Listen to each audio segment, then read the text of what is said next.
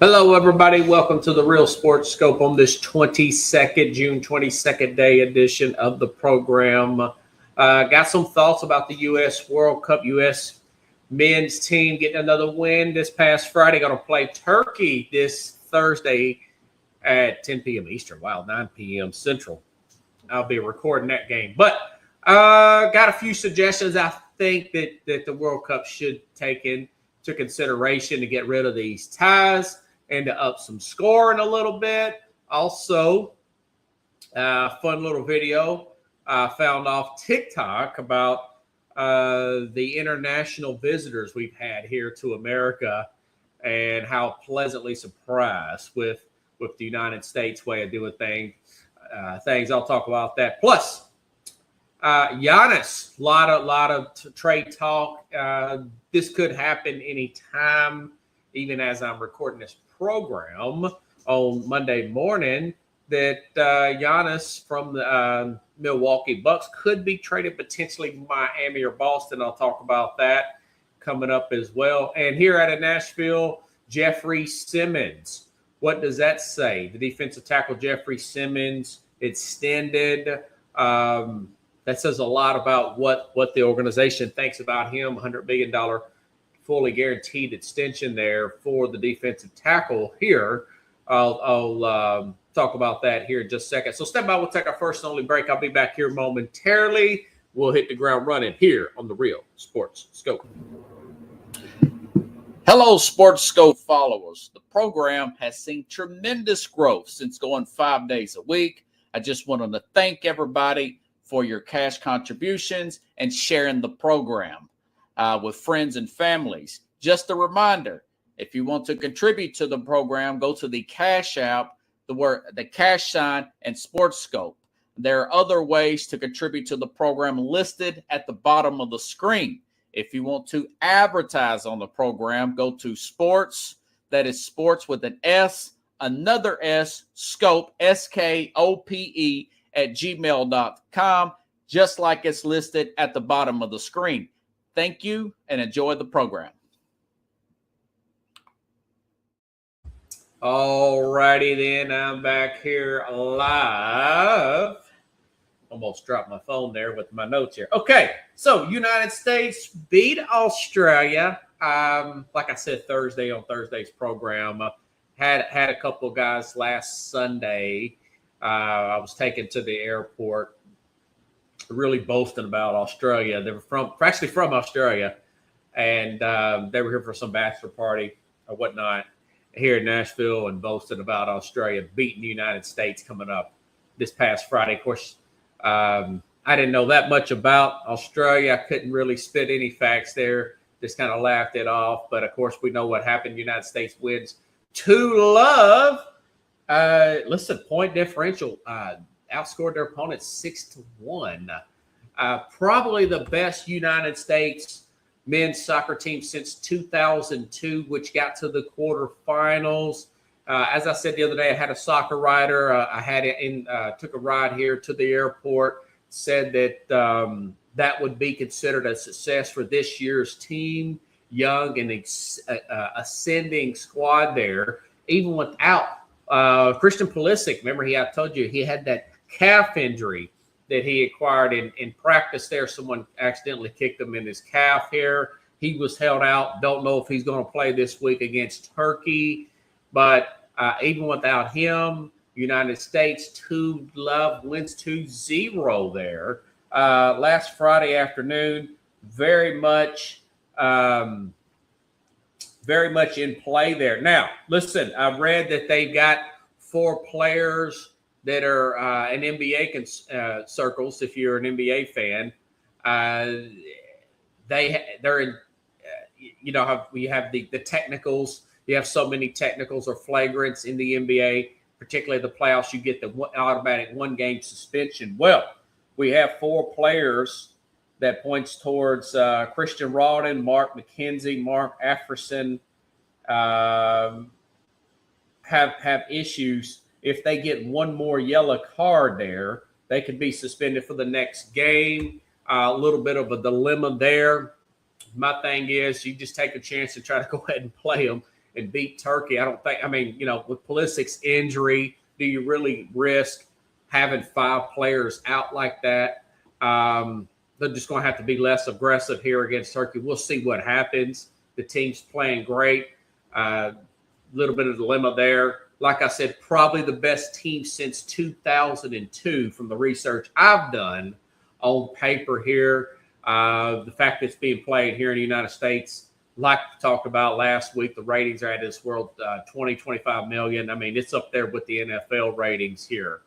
That being said, I've noticed that the idea, folks, the idea that the soccer, the idea that the World Cup, the issues has tied games. Now, they do not allow tie games past this next round going on. I get it. The knockout stage and whatnot. Yeah, you're going to have 15 minutes of basic overtime, and then you'll have penalty kicks. But I've noticed that the idea of even having that even in the first round, how do you eliminate tied games? Well, I looked up some of the point system and how they the rules engagement and whatnot. You can have up to 11 players defensively. And I forgot what team it was, but that's basically Spain came back strong this past week, scored 4 goals. What is this young man's name here? I had his name written down here. What's his name? Lamine Yamal, 18 years old, first ever World Cup, scores a goal. Historic moment here in sports here. Really upcoming start. Remember, they were totally shut out last week because the opposing team had, they had several players right on top of the goal there. You got to eliminate that to eliminate these ties, okay? My thing is Major League Baseball, which is a world league, a World Series. You got guys from all over the world playing Major League Baseball. They have eliminated the player shift. Essentially, you cannot do certain shifts from power hitters and whatnot. The players have to stay in position. The NBA has the 3-second rule where you can't just put your big man in the paint for 3 seconds there and clog up the middle. That slows the game down too much. That eliminates scoring. Soccer, get with the 21st century. My guess is 2 players plus the goalie in the box only. That would eliminate these. For one thing, I think it would help with tie games, and it would help out with scoring and pace of the game. You just can't clog it up. You just got to get better, recruit, condition, whatever you want to do for your country, for your professional team. We go back into league play and whatnot. I think that would eliminate these ties and 0-0 games. Like I said, with the issue with Spain the other day, the team just wanted to tie Spain. They didn't even care about scoring. They put everybody in the box. It was really hard watch, even though Spain still got a lot of good shots on goal, though they're dominated possession. So now it looks like Spain's pretty good. They come back and win 4-0. But that's what soccer, I think that needs to be done with. And as far as ties are concerned, you should just basically, if you eliminate the all those players in the box, plus go back to the regular rules that you go into the knockout rounds, the 15 extra minutes. And then if that don't work, you go on, you just do the penalty shots. It's 1-on-1, kicker on goalie, and that's it. Then it'll get rid of these ties. If you want to span the rosters, think your players are going to get hurt, so be it. You got to get these. This is a big tournament. Could you imagine the NCAA tournament? One of the games ending in an actual tie because they're worried about player fatigue. No, you find a winner. It's a World Cup. It's a major tournament. One of the most watched tournaments in the history of around the world, per se. So that's my suggestion to get rid to help scoring and to do away with these ties, even in the early rounds. That being said, this thing looks really good. Looks good for United States. They play Turkey on Thursday. I still think they're going to come out okay. Let's see how the 4 players who have the yellow cards fare in this game, whether the coach is going to play them or not. That remains to be seen. But my guess is he probably will. And as far as Pulisic is concerned, who knows? Maybe he plays. Maybe he was being held out for this game. So the coach can hold out maybe a few of these players, the more aggressive of that 4, and play Pulisic, kind of balance it out that way. But either way, it's getting a real big buzz here in the sports world, particularly here in the United States as well. Speaking of the United States, as I've mentioned to you all on this program before, do a lot of ride share right now, trying to get this program off the ground. And here in Nashville, we have a lot of international visitors here. This is a big tourist event-based town here. People from all over the world. Other countries actually come here. Bachelorette parties, bachelor parties, birthday parties, big concerts. They come here in Nashville. And they are pleasantly surprised by our hospitality, how good the food is, how much entertainment, how much variety they have. This is what I've seen personally. So someone from TikTok has put this video out of how delighted your Europeans are coming here. Watch this fun video here. And I credit this person here. The name is at the bottom of the screen that I got off TikTok. Interesting stuff. Watch it. Thanks so much. You're welcome. This is one pancake? Yeah, welcome to America. You know, I used to be little like you. That's crazy. It's so heavy. This is pizza. Damn. It's ground beef. Look at and I got big hands, L-sized hands. That is absolutely massive. That is the size of my head. You can't get a drink this size in my country. But what is this? Costco.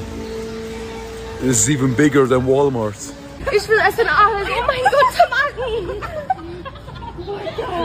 Oh my god, guys, it's Target. We're gonna go into Target for the first time ever. She's also gonna film it with her camera.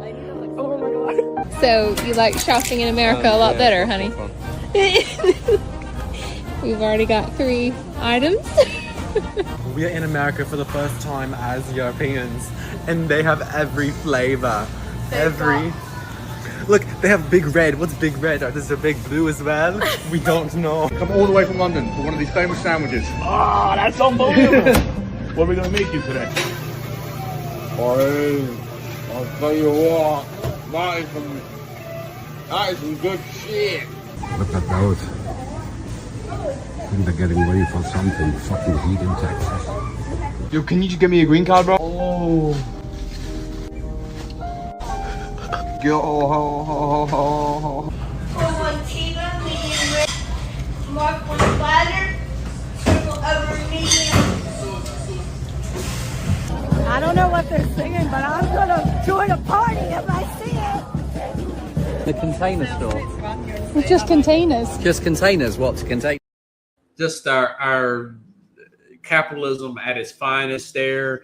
You know, I really love the guy towards the end at Waffle House just rolling his eyes back like, oh my God, this is such good food.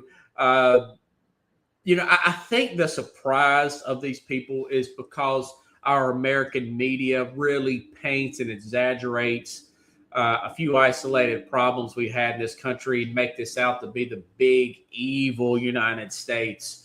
And it's really just false lies and a few opportunists. And like I said, the slanted media puts and in a perception of this great country here. You know, we're coming up on our 250th anniversary on July the 4th. And I'm pleasantly surprised, even though I'm not surprised, because I know this is a good place to live. And the sports fans are having a good time. There was a story last week. I think I told you all this before on the air, but Boston was out of alcohol. Scotland drunk Boston completely out. I mean, that's great for business. That's great for the city, you know, great for Boston there, even though they had to order emergency beers and liquors and whatnot. So But that's the reason why I was surprised. Like I said, our media, our sports media, our political media, you use different types of, like I said, stories about, whether it be an issue with the police or whatever, or some shootings or whatever, and it gets ran on loop, and you paint our president in a bad light, and you can see it. But when they come here, it's like, oh, this is not the evil place I thought it was. This is great variety, great people, great food, great service. You saw the lady at the coffee there. And it's a big surprise, like I see firsthand living here in Nashville, which I think is one of the friendliest cities in the United States, if not the friendliest city in the United States. That pleasantly surprisedness of our international people here. And those are the same reactions I get in person. Good stuff there. Okay, now switching gears here. Big story out of Milwaukee. As I said this before, I think Giannis could be traded at any minute. We've got the NBA draft coming up here. It's tomorrow, folks. The NBA draft will be tomorrow. I think he'll be dealt either today or tomorrow before the draft. Listen, Giannis, 32 years old, great player. Here's my issue, though. Played 36 games last year. He has missed 8 playoff games, folks. 8 playoff games since 2023. A lot of rumors about him possibly going to Boston for Jaylen Brown and some picks and stuff and whatnot. Miami's also mentioned as a potential trade partner. Miami has no star power. No, Bam has had some flashes here and there, but Tyler Hero's always been inconsistent there. We'll see how that plays out. That would be good for Miami. And he said he kind of made a comment he'd like to go to Miami. I guess if you don't want to play in cold Milwaukee. But a guy like Giannis, I love Giannis. I've been following him since his very first year in the league, calling the alphabet, trying to figure out his last name. Love the humility. I think he's gotten a little bit complacent since he got married and settled down. I think she's kind of corroded his mind a little bit personally. There were stories out that Doc Rivers was not he was showing up the film late and everything, kind of loafing around there. He's getting a little bit of a diva mentality. Maybe he's just growing tired of Milwaukee. I don't know. I haven't totally given up on the guy, but the fact that he's 2 years older, I want to say, 2 years older than a Jaylen Brown. Brown will be 30 in October. Giannis will be 32 in December. You really got to be careful, Boston, if you get a Giannis. You're really going to have to. Now, they need a big man. I've said they need. Maybe I said possibly try to go after the Joker in the big package there. That's probably a bit of a pipe dream per se. But that being said, if you do get Giannis, I won't say game manage or load manage his, I know that could seem to be in a negative term there as far as games per se, but I do think you have to put him on some kind of minute restriction, especially the last 15, 20 games of the season. If you want him, like I said, 8 playoff games he's missed in the last 3 years there per se. With the injuries, whatever, be hamstring or whatnot. You've got with his size and coming up on 32 years old, that they really have to be careful with who they trade for and whatnot. I don't know if I would trade for him if I'm OKC. I understand Boston's got to do something.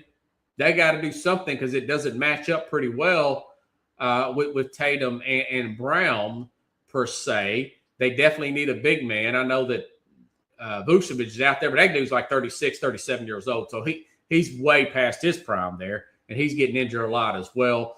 He was injured this past year, the former Orlando Magic big man and Chicago Bull big man. So if you do get him, that's the way I would look at him. Same thing for a guy, I know he's much older, but LeBron James and whatnot. You just got to watch how you monitor these guys who are up in age and in with the injury history that has started to become a regular thing, and the fact that he's a big man. He's 6'11", 7 foot, but everybody's wanting to get that big to compete with this surging Spurs team with the Victor Wembanyama, who is playing out of this world, which I'm sure he's going to improve his game even more coming up in this particular off season. Okay, here out of Nashville, Jeffery Simmons. As I mentioned before, Jeffery Simmons, it would be very difficult to get proper. I wouldn't mind trading him. I said that, the idea of trading him. But my thing is Simmons is Jeffery Simmons.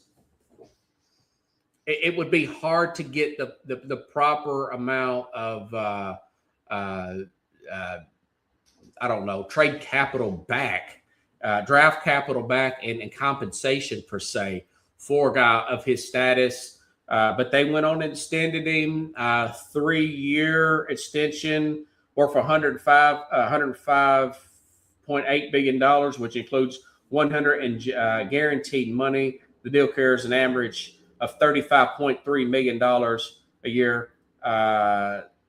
Previous held by Chris Jones. So, hey, listen, is he worth that? Yeah. I think he's worth that. He will be 29 this year. So you've got another good 4, maybe 5 years left of him. He'll be 29, not 30. I thought he was a little bit older than that. Not a bad signing at all there. But listen, Simmons, look this up from Next Gen Stats here. During the 2025 season, he was number 1 in sacks for defensive tackles, 11, 60 in pressures, number 1. He had 60 pressures, number 1 in the NFL. Pressure rate, 13.9%. That's number 1 in the NFL. 18 pressures after a double team first. That's number 1 in the NFL. 5 turnovers caused by pressures. That's number 1 in the NFL. 7.5 sacks on third down. As a defensive tackle, that's number 1 in the NFL. So he's the best pound-for-pound defensive tackle in the league, light on his feet, mobile, hostile, and agile. This also, the owner had to sign off. When you do an extension like this, the owner has to sign off on it. This says that the owner is even bought more into, and Titans management, into Robert Saleh and what they're putting together this particular offseason with this coaching staff. So it tells me they're a good 5 years invested into Saleh, turning this team around, making them a dynamic defense. We saw what he did with the Jets defense, really playing well at times. They just had quarterback issues. So they're looking at Cam Ward and Jeffery Simmons with this Saleh and this coaching staff to lead this team to a potential Super Bowl in the next 5 years. So, like I said before, you probably just could not get enough for a guy like Simmons in the trade market. Go ahead and keep him. He'll be 29 this year. So you got 29, 30, 31, 32. I mean, you're talking 3-4 very good high-end years there, possibly playing close to an Aaron Donald type of level there with him, plus the players that they've added in through free agency and this particular draft. This team is going to have a lot of momentum coming into training camp here. The mini camps, I know they're just mini camps and whatnot. They just ended, I want to say, about a week or so ago. Training camp will be here before you know it. It'll be here right around the third week, the end of the third week there of July.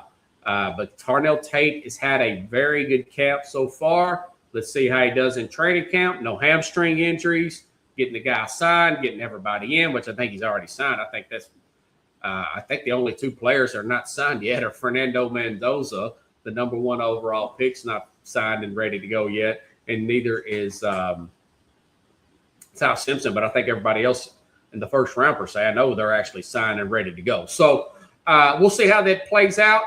Good signing there. Looks like he's going to be a Titan probably throughout his prime years. Now we just got to see how it comes together on the field.